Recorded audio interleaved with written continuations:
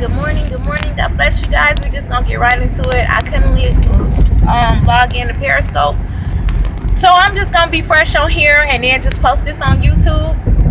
So I'm just gonna get right into this real quick video. I haven't been online for a whole week, basically because I had to start getting my mind right, getting myself together, start thinking healthy, mentally and as well as physically. I have noticed that I'm starting to gain a little weight, and it could be because I eat donuts and I eat bread and I just eat sweets and I can eat cookies and just eat whatever I want, drink soda. I really do whatever I want to do, but I am gaining a lot more weight. So in the midst of me gaining all this weight, I was thinking to myself, like, okay, what am I not doing that's healthy? How can I cleanse? How can I get more focus back on me? And so I decided to do a fast. And I don't know if anybody has ever done a fast before, a spiritual journey, to get some clarity, to kind of cleanse yourself. I am very, very, very toxic. I can tell my spirit is sick, my mind is sick, and my body don't feel good. I can just sense it. So I am taking time out to kind of detox, to kind of get some clarity, to get some clearness about myself, and actually to get closer back to God. I mean, I'm gonna be honest, the past 3 years I have been more connected to God, but I've also been way more distant. I used to be able to be in trances. I could see things. I was just so powerful and so strong before, and I let some things break my spirit. And you can't let that disturb you, discourage you, or deter you from doing whatever God has to do for you. For a minute, I almost was starting to get kind of depressed because I was thinking, oh, I'll never get back to the way God wanted me to be. But actually, I think I'm better, because I know how I can study. I know how strong I used to be. I know how connected I am. So I had to really just pray some things off in the middle of the night, and if I got to do that every night, if I got to ask God to break me every day, I'm going to do that. I'm going to try my hardest, because it's not worth losing. It's not worth the death. It's not worth dying and going to hell. And I just don't want to deal with that no more. I don't want to deal with not knowing if I'm going to make it, if my children going to make it. I just didn't want to deal with not being safe. And I have been really kind of polluting myself, because then I'll isolate from myself, and instead of just living the way I choose to live and do whatever I choose to do, whatever I see fit, I was worried about, I don't want him to think this, and I don't want this person to think that. And that's all the wrong ways of thinking. Really, it don't matter what they think. It doesn't even matter if they even in your life, unless God ordains that to be. And a lot of times he don't put a lot of people in our life. We force relationships in our lives. So just FYI, toxicity is very powerful, and it comes in many different ways. You don't have to be toxic in your body, not to be toxic in your mind, not to have toxic friends, not to have toxicity all around you. Your whole lifestyle could be toxic and you don't even realize it. You could just be living unhealthy. You can have unhealthy people around you, which mentally will drain you. You can have, you can be eating bad and you're not eating well. You're not taking care of your body, your temple. That's another determinant. Just a lot of things that can really throw you off of your square, and it's real easy to do. Believe me, sometimes it takes only one situation. It took a heartbreak for me. It could take a divorce for you. It could take a death for the next person. It can take the ending of a friendship. It can actually take somebody coming into your life. You can meet somebody new, and they could be just as poisonous as, just as poisonous as something bad. It can be just as infectious to join hands to somebody, and that could kill you more than anything, because that diminishes you in stages. You know, people don't always show you who they are up front. They always say they're this way or that way, or they this and they that, or they do this and they do that. But a lot of times it's worse than that, you know. And people can consume, you know, and that's the thing about people. It's like if you are a pure white, if you was a glass of white water, pure white water, nothing has contaminated you, nobody, it's just clean water.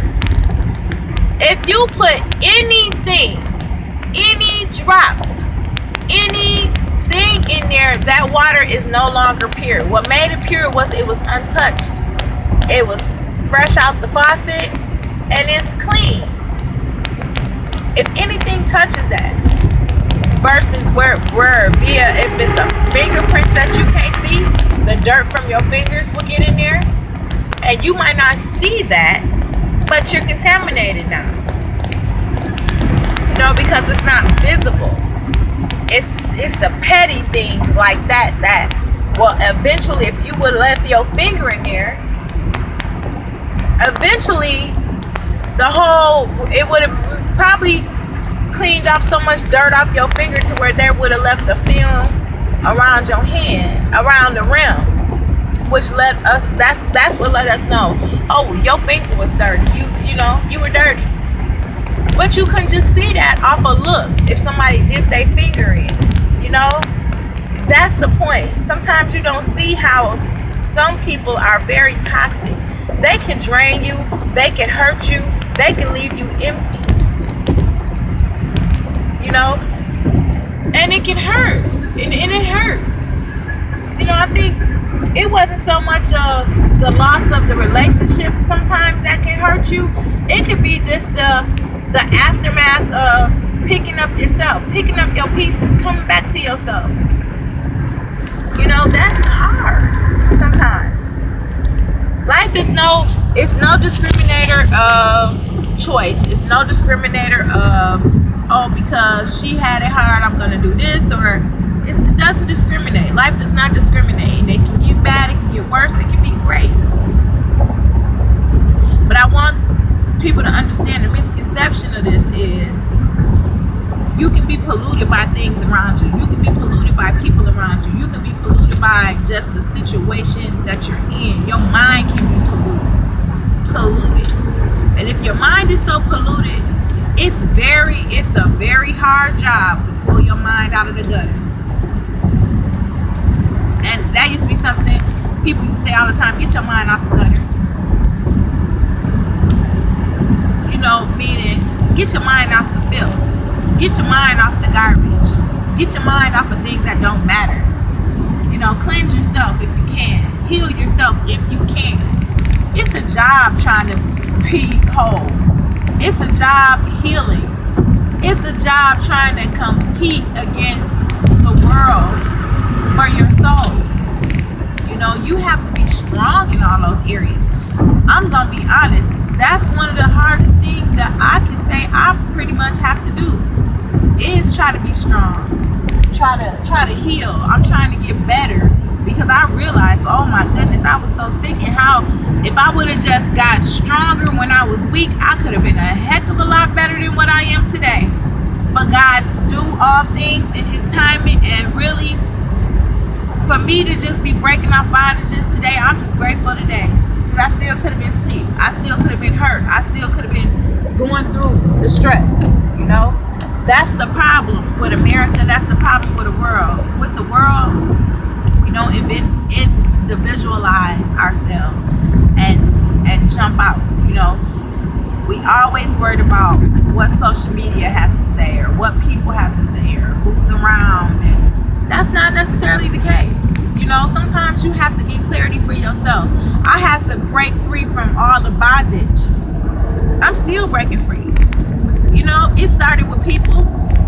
It started with a person because I got so engulfed, entangled, and involved.